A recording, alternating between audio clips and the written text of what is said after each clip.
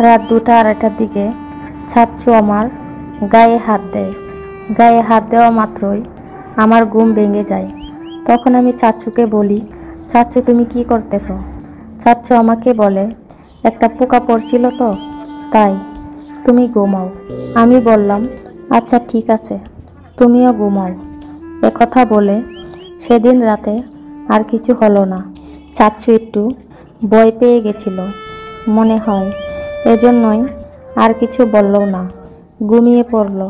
পরের দিন সারাদিন অনেক মজা করলাম, আনন্দ করলাম। আম্মুর সঙ্গে কথা বললাম, আব্বুর সঙ্গে কথা বললাম, ছোট ভাইয়ের সঙ্গে, ফ্যামিলির সবার সঙ্গে কথা বললাম। কিন্তু রাতের বেলা কখনো ভাবিনি সারাদিন এত হেসে খেলে দিনটা যাবে। কিন্তু এই রাতটা এমনই একটা রাত, মনে হয় কোনো হিংস্র বাঘের মুখে কোনো হরিণ বা যে কোনো প্রাণী পড়ছে ক্ষুধার্ত বাঘের সামনে, যাকে চিড়ে চিড়ে খায়।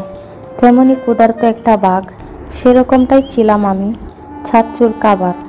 চাচ্চু সেদিন যেটা করলো, রাতে খাওয়া দাওয়া করার পর যখন ঘুমাতে যাব, চাচ্চু একটা ড্রেস এনে বলে, তুমি আজকে এটা পরে ঘুমাও। পরে বললাম, আচ্ছা ঠিক আছে। পরে এটা আমি পরলাম, পরে শুয়েছি। শোয়ার কিছুক্ষণ পর চাচ্চু আমাকে বলল, আজকে তোমাকে একটা কথা বলবো, তুমি রাখবা বলো? আমি বললাম, হ্যাঁ চাচ্চু, তুমি বলবে আর আমি রাখবো না? বলো কি কথা? তুমি কোনো দিন কাউকে বলবে না তো? আমি বললাম, আচ্ছা বলবো না, বলো কি কথা বলবে? তুমি এরকম কথা বলতে পারো চাচ্চু? আমি কাউকে বলবো না, আম্মুকেও বলবো না, আব্বুকেও বলবো না। চাচ্চু বলে, আচ্ছা ঠিক আছে, তুমি দেখো আমি কি করি। পরে আমার সঙ্গে যা করলো, আমি চাচ্চুকে বললাম, চাচ্চু তুমি এটা আমার সঙ্গে করো না, তুমি তো আমার চাচ্চু, আমি তো তোমার মেয়ের মতো, তুমি আমার সঙ্গে এমনটা কেন করতেছে চাচ্চু?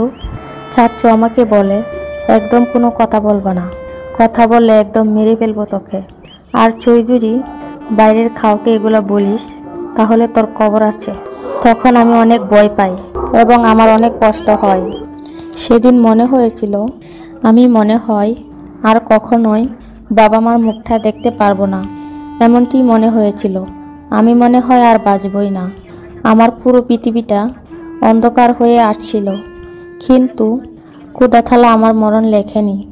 আসলেও কি জানেন, মানুষ যখন কষ্টে থাকে তখন কেউ মরে না, ক্ষুধা থালা তখন তাকে নেয় না। সেরকমই আমার পরিস্থিতি হয়েছিল। আমি একটা হিংস্র বাঘের সামনে, বাঘের মুখে আমি পড়েছিলাম। চাচ্চু দ্বিতীয় দিন যা করেছিল আমার সঙ্গে, ঠিক তৃতীয় দিনও একই রকম করলো। সারাদিন ঘোরার পর বিকেলবেলা চাচ্চুকে বললাম, আমরা কোথায় ঘুমাবো? তুমি চিন্তা করো না মামুনি, আমরা হোটেলে ঘুমাবো। তখন চাচ্চু হোটেলে একটা রুমে বুকিং করে। তখন রুম বুকিং করার পর তখন আমি চাচ্চুকে বললাম, চাচ্চু আমরা এক রুমে আমরা কিভাবে ঘুমাবো? তখন চাচ্চু বলে, তুমি খাটে শুও, আমি নিচে শুই। একথা বলে আমি শুয়ে পড়ি। কিছুক্ষণ পর প্রায় ঘুমিয়ে পর্ব এরকম অবস্থা, হাত দিয়ে দেখি চাচ্চু আমার পাশে। চাচ্চু তো বাবার মতোই।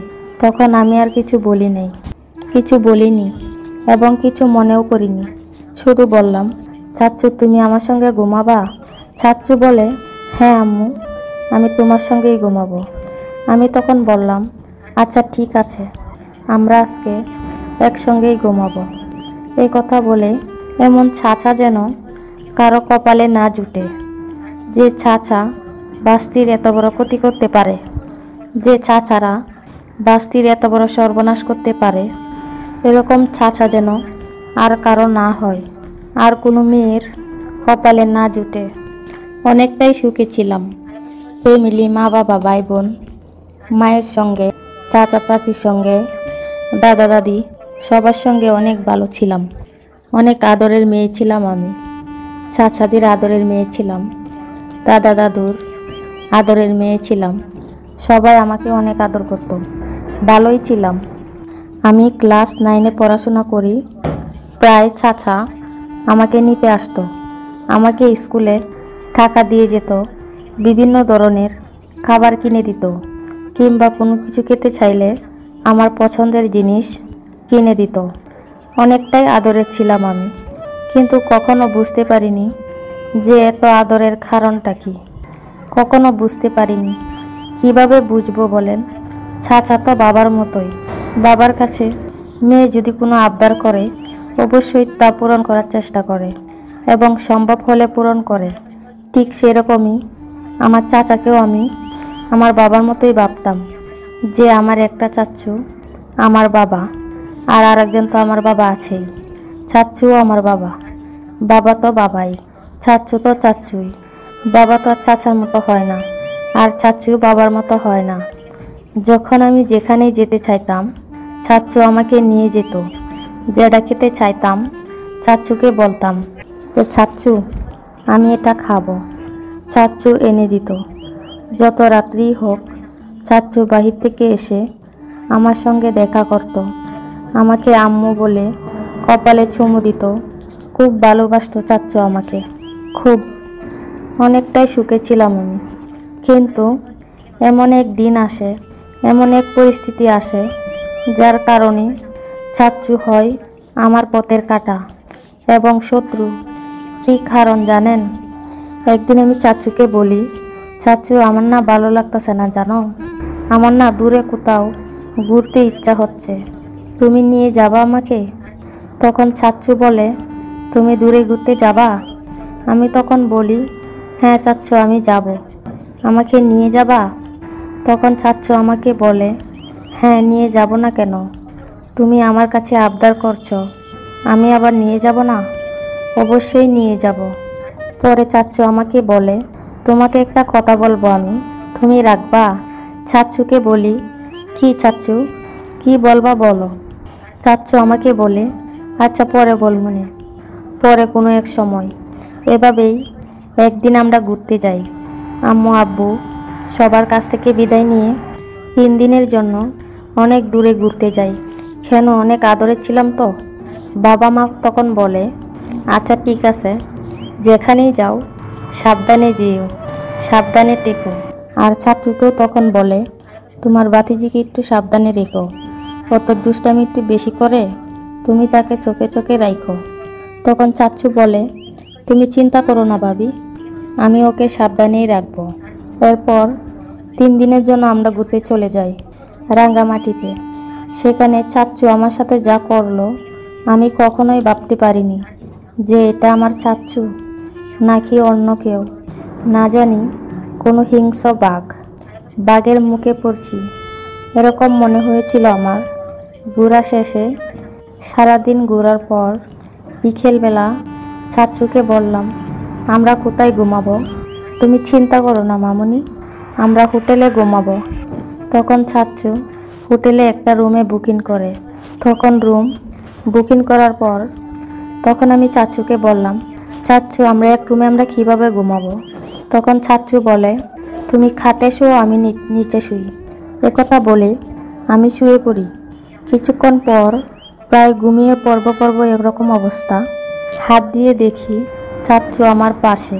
চাচ্চু তো বাবার মতোই। তখন আমি আর কিছু বলিনি এবং কিছু মনেও করিনি। শুধু বললাম, চাচ্চু তুমি আমার সঙ্গে ঘুমাবা? চাচ্চু বলে, হ্যাঁ আম্মু, আমি তোমার সঙ্গেই ঘুমাবো। আমি তখন বললাম, আচ্ছা ঠিক আছে, আমরা আজকে একসঙ্গেই ঘুমাবো। এই কথা বলে রাত 2টা 2:30টার দিকে চাচ্চু আমার গায়ে হাত দেয়। গায়ে হাত দেওয়া মাত্রই আমার ঘুম ভেঙে যায়। তখন আমি চাচ্চুকে বলি, চাচ্চু তুমি কি করতেছো? চাচ্চু আমাকে বলে, একটা পোকা পড়ছিল তো তাই, তুমি ঘুমাও। আমি বললাম, আচ্ছা ঠিক আছে, তুমিও ঘুমাও। একথা বলে সেদিন রাতে আর কিছু হলো না। চাচ্চু একটু ভয় পেয়ে গেছিল মনে হয়, এজন্যই আর কিছু বললো না, ঘুমিয়ে পড়ল। পরের দিন সারাদিন অনেক মজা করলাম, আনন্দ করলাম। আম্মুর সঙ্গে কথা বললাম, আব্বুর সঙ্গে কথা বললাম, ছোট ভাইয়ের সঙ্গে, ফ্যামিলির সবার সঙ্গে কথা বললাম। কিন্তু রাতের বেলা কখনো ভাবিনি সারাদিনে তো হেসে গেলে দিনটা যাবে, কিন্তু এই রাতটা এমনই একটা রাত মনে হয় কোনো হিংস্র বাঘের মুখে কোনো হরিণ বা যে কোনো প্রাণী পড়ছে ক্ষুধার্ত বাঘের সামনে, যাকে চিড়ে চিড়ে খায়। তেমনি ক্ষুধার্ত একটা বাঘ, সেরকমটাই ছিলাম আমি চাচ্চুর খাবার। চাচ্চু সেদিন যেটা করলো, রাতে খাওয়া দাওয়া করার পর যখন ঘুমাতে যাব, চাচ্চু একটা ড্রেস এনে বলে, তুমি আজকে এটা পরে ঘুমাও। পরে বললাম, আচ্ছা ঠিক আছে। পরে এটা আমি পরলাম, পরে শুয়েছি। শোয়ার কিছুক্ষণ পর চাচ্চু আমাকে বলল, আজকে তোমাকে একটা কথা বলবো, তুমি রাখবা বলো? আমি বললাম, হ্যাঁ চাচ্চু, তুমি বলবে আর আমি রাখবো না? বলো কি কথা? তুমি কোনো দিন কাউকে বলবে না তো? আমি বললাম, আচ্ছা বলবো না। বলো কি কথা বলবে? তুমি এরকম কথা বলতে পারো চাচ্চু? আমি কাউকে বলবো না, আম্মুকেও বলবো না, আব্বুকেও বলবো না। চাচ্চু বলে, আচ্ছা ঠিক আছে, তুমি দেখো আমি কি করি। পরে আমার সঙ্গে যা করলো, আমি চাচ্চুকে বললাম, চাচ্চু তুমি এটা আমার সঙ্গে করো না, তুমি তো আমার চাচ্চু, আমি তো তোমার মেয়ের মতো, তুমি আমার সঙ্গে এমনটা কেন করতেছে চাচ্চু?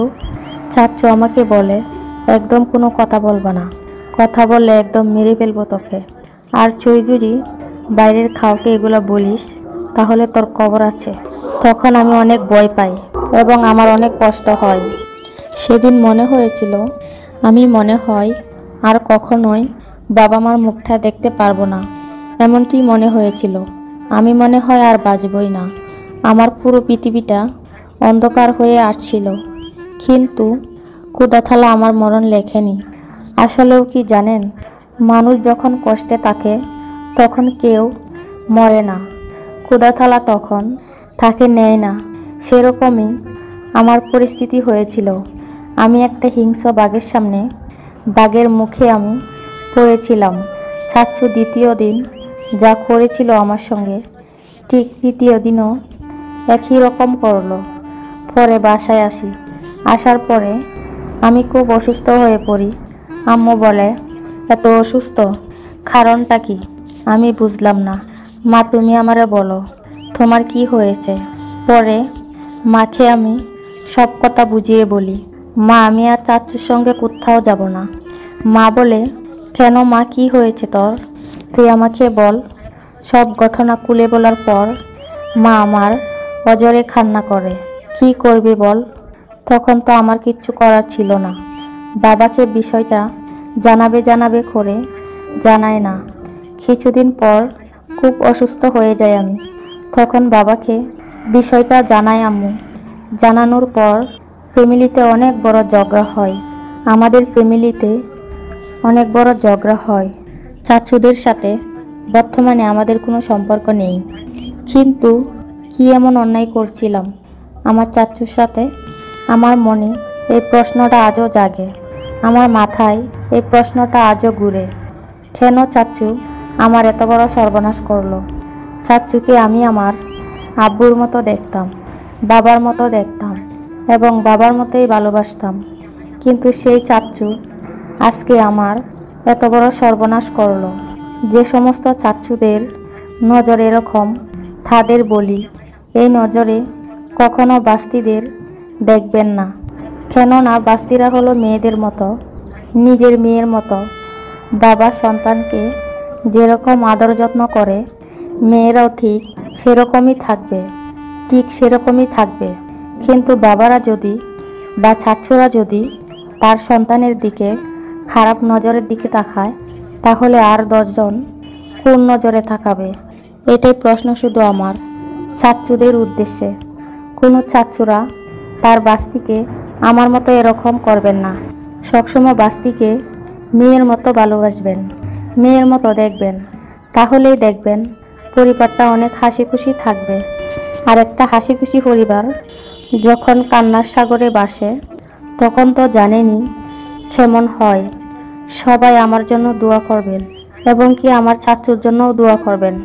আমার যতই সর্বনাশ করুক, সে তো আমার চাচু, সে যেন এই নজরে আর কখনো আমাকে না দেখে।